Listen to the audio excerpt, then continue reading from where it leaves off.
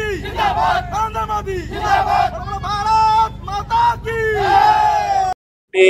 গোলগঞ্জ মণ্ডলৰ তৰফৰ পৰা সমূহ ৰাইজক আন্তৰিক শুভেচ্ছা আৰু কৃতজ্ঞতা জনাইছো।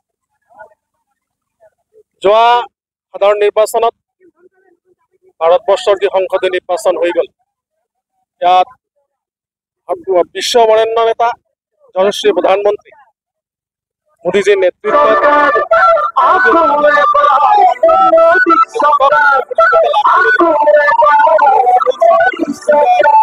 পিছত আজি সন্ধিয়া 7টা বজাত চেন্ট্ৰেল হলত প্ৰধানমন্ত্ৰী হিচাপে তৃতীয়বাৰৰ কাৰণে শপত গ্ৰহণ কৰিব।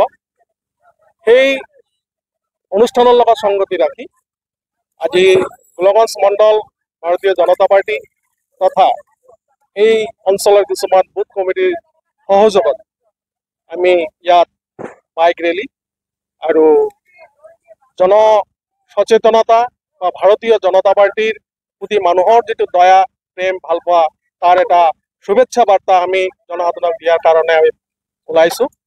গতিকে আগন্তুক দিনত ভাৰতীয় জনতা পাৰ্টি গোলগঞ্জ বিধানসভাত আমাৰ প্ৰাৰ্থীক আমি যাতে বিধানসভালৈ নিৰ্বাচিত কৰি লৈ যাব পাৰোঁ, তাৰে কাৰণে আমি ইয়াৰ এটা অংগ হিচাপে আমি আগবাঢ়িছোঁ। গতিকে সদৌ সকলোকে পুনৰবাৰ ভাৰতীয় জনতা পাৰ্টিৰ হৈ আন্তৰিক শুভেচ্ছা আৰু কৃতজ্ঞতা জ্ঞাপন কৰিছোঁ।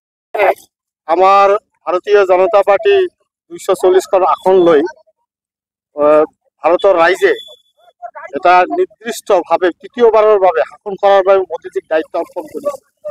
আজি আমাৰ দেশৰ সন্মানীয় মোদীজী তৃতীয়বাৰৰ বাবে প্ৰধানমন্ত্ৰী শপত গ্ৰহণ কৰিব।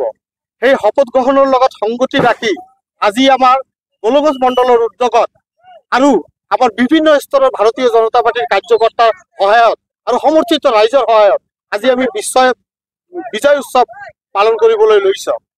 আৰু এই বিজয় উৎসৱ পালন কৰাৰ আমাৰ দুটা কাৰ্যসূচী আছে। এটা আছে আমাৰ বাইক ৰেলীৰে আমি আমাৰ অঞ্চলেদি সমগ্ৰ ভাৰতীয় জনতা পাৰ্টিৰ সমৰ্থিত ৰাইজক যাতে আমি আকৌ এবাৰ আহিব পাৰোঁ ভালভাৱে, সেইভাৱে আমি উৎসাহিত কৰিম। লগতে আমি প্ৰজেক্টৰৰ ব্যৱস্থা কৰিছোঁ।